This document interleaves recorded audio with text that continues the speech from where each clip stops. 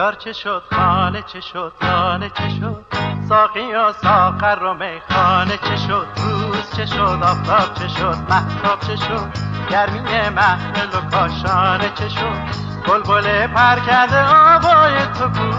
گل سرخ و گل مینای تو کو، ای که بی خبر ز من رفت سفر، توی باغچه جای پاهای تو کو.